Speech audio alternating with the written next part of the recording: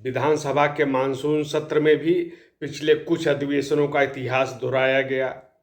योगी आदित्यनाथ की सरकार के दौरान के अधिवेशनों में हमने एक प्रकार से ही समानता देखी है। वो यह कि विपक्ष अपने अनेक तरीकों से हंगामा करता है। कई बार सड़क पे भी विधानसभा के सामने ट्रैक्टर लाए गए, गन्ने लाए गए और सदन के भीतर भी, बेल में भी और बैठकर तमाम हंगामे होते हैं, हाथों में तख्तियां लहराई जाती हैं वगैरह।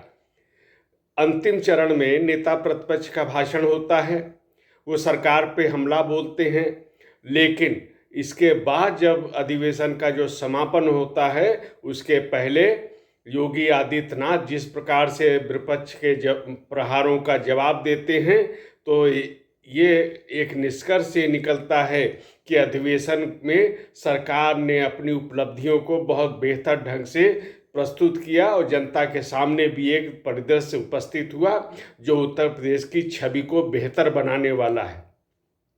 यह योगी आदित्यनाथ जो विपक्ष के प्रहारों को एकदम निष्फल कर देते हैं, निरर्थक कर देते हैं, उसका कारण एक है कि उन्होंने विगत 6 वर्षों के दौरान प्रदेश में कानून व्यवस्था और विकास, समग्र विकास, सर्वांगीण विकास का जो कार्य किया है, यह उनमें एक आत्मबल का संचार करता है और इसी आत्मबल के कारण वह विपक्ष को माकूल जवाब देने में सफल रहते हैं। इस बार भी वही हुआ। योगी आदित्यनाथ ने याद दिलाया कि 2014 में भारतीय जनता पार्टी को जन समर्थन मिलने की जो एक यात्रा शुरू हुई, वो 2014 के बाद 2017, 2019 और 2022 तक जारी है। आगे भी जो उन्होंने विश्वास दिलाया कि 2024 में जो लोकसभा चुनाव होने हैं उसमें उत्तर प्रदेश में भारतीय जनता पार्टी को पहले से अधिक सफलता मिलने वाली है। इसी पर वो दुष्यंत कुमार की एक लाइन भी सुनाते हैं। उसका भाव ये है कि जो जमीन को जिसने समझा है तो वो भारतीय जनता पार्टी और योगी आदित्यनाथ की सरकार है, लेकिन जिसने जो जमीन के स्थिति को जो देखने में विफल हो रहा है वो विपक्ष है। तो दुष्यंत कुमार ने लिखा था कि तुम्हारे पाँव के नीचे कोई जमीन नहीं, कमाल ये है कि फिर भी तुम्हें यकीन नहीं। अब बात जब जमीन की जुड़ी तो अनेक तथ्य जो हैं, कृषि से संबंधित, विकास से संबंधित, राहत कार्यों से संबंधित, गरीबों के कल्याण की योजनाएं, ये सब बातें एक एक करके सामने आने लगी।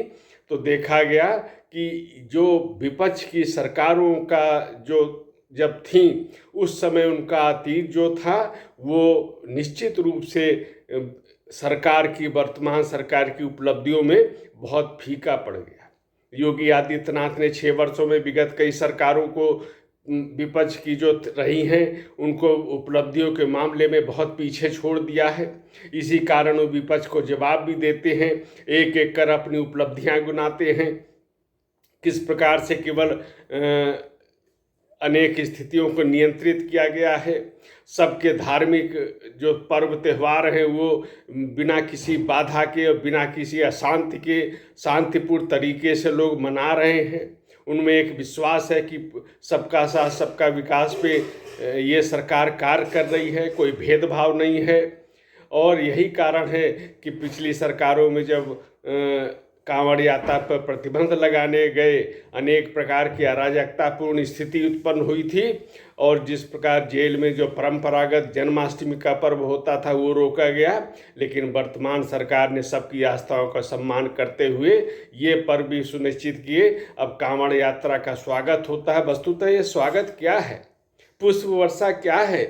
यह एक सभी वर्गों के लोगों को एक आत्मविश्वास दिलाने का एक कार्य है और प्रशासन को एक संदेश देने का भी कार्य है कि सभी की आस्थाओं का पूरी की पूरी व्यवस्था के साथ, शांति के साथ उनको अपने आस्था के निर्वाह का अवसर मिले। ये एक प्रकार का संदेश है और विगत 6 वर्षों में ये देश ने देखा भी है। गरीबों के कल्याण की बात होती है, उनके हित की बात होती है, तो हम देखते हैं कि प्रदेश के अनेक बड़े हिस्से में जिस प्रकार से जापानी मस्तिष्क को नियंत्रित किया गया, योगी आदित्यनाथ ने विधानसभा में कहा भी कि कुशीनगर, गोरखपुर, संत कबीर नगर, लखीमपुर खीरी से लेकर सहारनपुर तक जो ये प्रकोप था, इसको केवल नियंत्रित ही नहीं किया गया, इसका केवल समापन भी नहीं किया गया, तो बहुत ही जल्दी इनमें पूरी तरह से इस मस्तिष्क ज्वर के प्रकोप को पूरी तरह से समाप्त करने का सरकार घोषणा भी करने वाली है। ये एक बहुत बड़ी उपलब्धि है और बहुत इसका जो एक भाव है उसी से समझ लेना चाहिए कि सरकार गरीबों के प्रति, पिछड़ों के प्रति, दलितों के प्रति किस प्रकार से संवेदनशील है। 10 करोड़ से अधिक लोगों को आयुष्मान मुख्यमंत्री आरोग्य योजना का लाभ मिल रहा है। अनेक विकास कार्य चल रहे हैं, चाहे वो एक्सप्रेस वे का हो, चाहे अन्य क्षेत्रों में हो। तो विपक्ष ने जो आरोप लगाए उनका एक एक करके योगी आदित्यनाथ ने जवाब दिया है। और ये कहा जा सकता है कि ये जो मानसून सत्र है, ये पहले के अन्य अधिवेशनों की तरह ही सरकार के लिए अपनी उपलब्धियां जनता तक पहुंचाने का एक माध्यम बना है।